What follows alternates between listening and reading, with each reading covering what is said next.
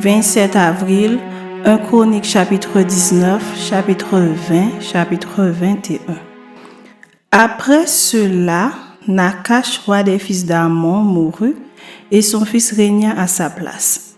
David dit, « Je montrerai de la bienveillance à Hanun, fils de Nakash, car son père en a montré à mon égard. » Et David envoya des messagers pour le consoler au sujet de son père. Lorsque les serviteurs de David arrivèrent dans le pays des fils d'Ammon, auprès de Hanun pour le consoler, les chefs des fils d'Ammon dirent à Hanun, « Penses-tu que ce soit pour honorer ton père que David t'envoie des consolateurs? N'est-ce pas pour reconnaître la ville et pour la détruire, et pour explorer le pays que ses serviteurs sont venus auprès de toi? » Alors Hanun saisit les serviteurs de David, les fit raser et fit couper leurs habits par le milieu jusqu'au haut des cuisses. Puis il les congédia. David, que l'on vint informer de ce qui était arrivé à ces hommes, envoya des gens à leur rencontre car ils étaient dans une grande confusion.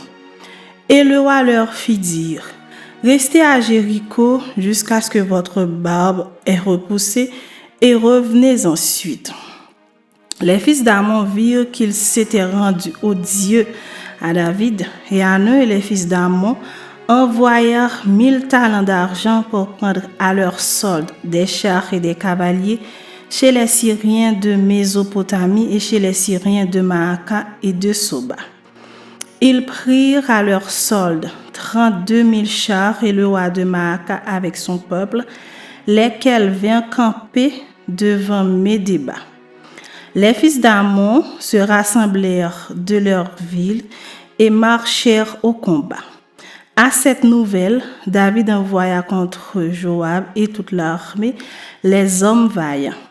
Les fils d'Ammon sortirent et se rangèrent en bataille à l'entrée de la ville. Les rois qui étaient venus prirent position séparément dans la campagne. Joab vit qu'il avait à combattre par devant et par derrière. Il choisit alors sur toute l'élite d'Israël un corps qu'il opposa aux Syriens.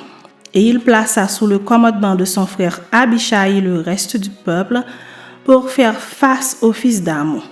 Il dit, « Si les Syriens sont plus forts que moi, tu viendras à mon secours.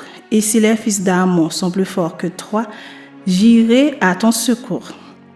Sois ferme et montrons du courage pour notre peuple et pour les villes de notre Dieu, et que l'Éternel fasse ce qui lui semblera bon. » Joab, avec son peuple, s'avança pour attaquer les Syriens, et ils s'enfuirent devant lui.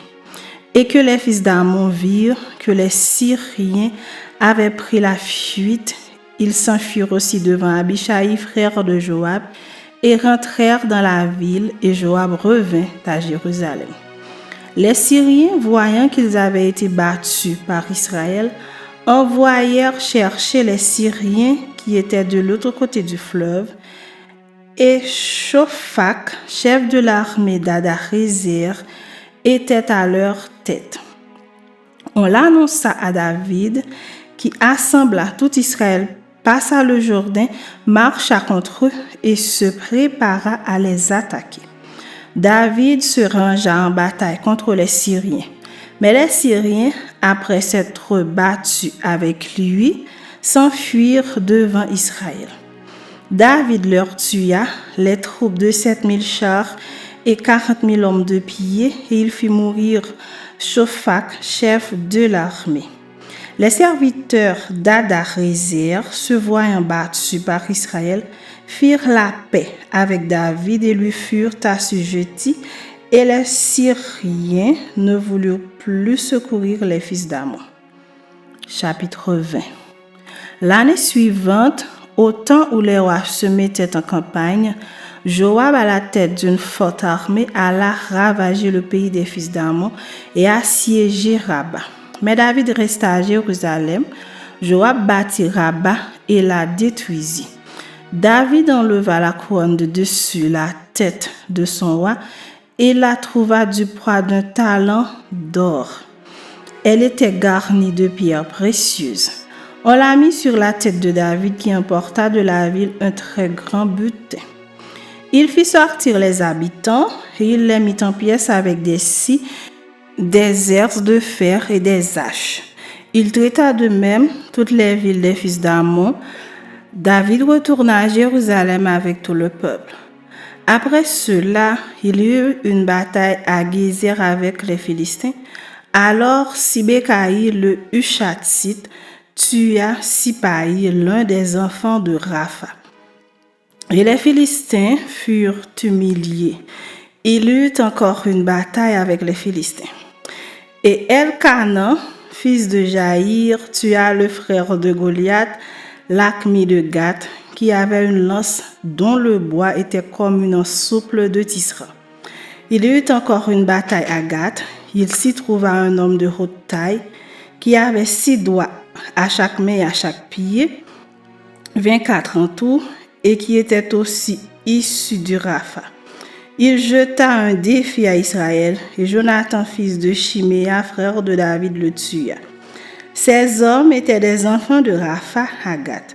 Ils périrent par la main de David et par la main de ses serviteurs.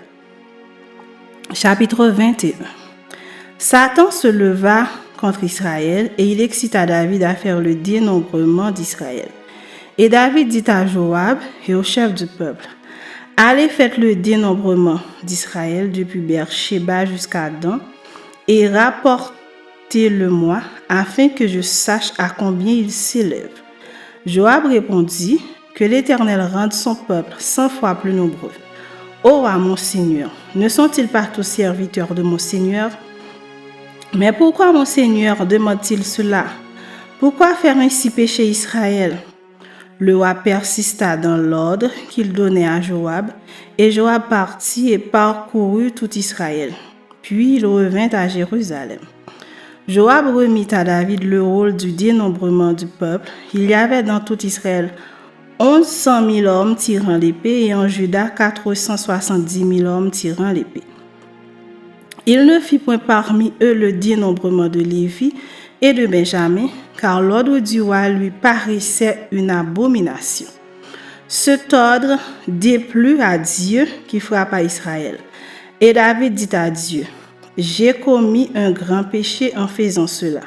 Maintenant, daigne pardonner l'iniquité de ton serviteur, car j'ai complètement agi en insensé. » L'Éternel adressa ainsi la parole à Gad, le voyant de David. « Va dire à David, ainsi parle l'Éternel, je te propose 3 fléaux, choisis-en un, et je t'en frapperai. » Gad alla vers David et lui dit, « Ainsi parle l'Éternel, accepte ou 3 années de famine, ou 3 mois pendant lesquels tu seras détruit par tes adversaires et atteint par l'épée de tes ennemis, ou 3 jours pendant lesquels l'épée de l'Éternel et la peste seront dans le pays et l'ange de l'Éternel portera la destruction dans tout le territoire d'Israël.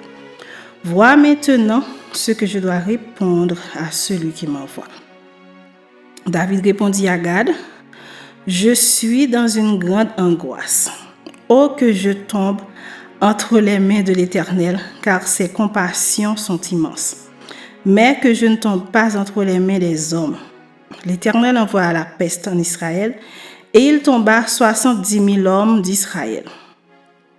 Dieu envoya un ange à Jérusalem pour la détruire. Et comme il la détruisit, l'Éternel regarda et se repentit de ce mal, et il dit à l'ange qui détruisait, « Assez, retire maintenant ta main. » L'ange de l'Éternel se tenait près de l'aire d'Ornan, le Jébusien.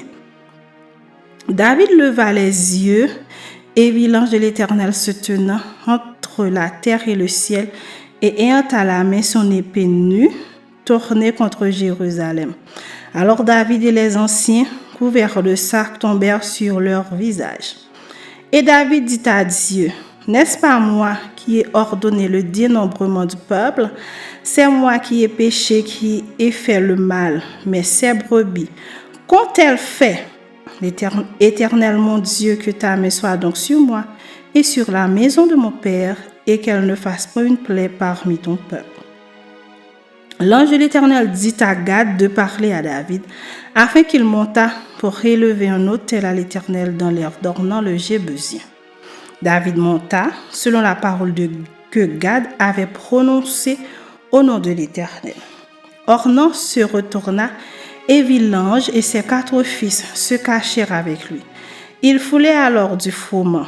Lorsque David arriva auprès d'Ornan, Ornan regarda et il aperçut David. Puis il sortit de l'air et se prosterna devant David, le visage contre terre.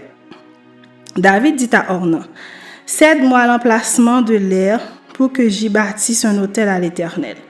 Cède-le-moi contre sa valeur en argent, afin que la plaie se retire de dessus le peuple. » Ornan répondit à David, « Prends-le et que mon Seigneur le roi fasse ce qui lui semblera bon. Vois, je donne les bœufs pour l'holocauste, les chars pour le bois et le froment pour l'offrande, je donne tout cela. » Mais le roi David dit à Ornan, « Non, je veux l'acheter contre sa valeur en argent, car je ne présenterai point à l'Éternel ce qui est à toi, et je n'offrirai point un holocauste qui ne me coûte rien. » Et David donna à Ornan 600 cycles d'or pour l'emplacement. David bâtit là un autel à l'Éternel et il offrit des holocaustes et des sacrifices d'action de grâce. Il invoqua l'Éternel et l'Éternel lui répondit par le feu qui descendit du ciel sur l'autel de l'holocauste. Alors l'Éternel parla à l'ange qui remit son épée dans le fourreau. À cette époque-là, David, voyant que l'Éternel l'avait exaucé dans l'aire d'Ornan, le Jébusien, y offrait des sacrifices. Mais le tabernacle de l'Éternel, construit par Moïse au désert, et l'autel des holocaustes étaient alors sur le haut lieu de Gabaron. David ne pouvait pas aller devant cet autel pour chercher Dieu, parce que l'épée de l'ange de l'Éternel lui avait causé de l'épouvante.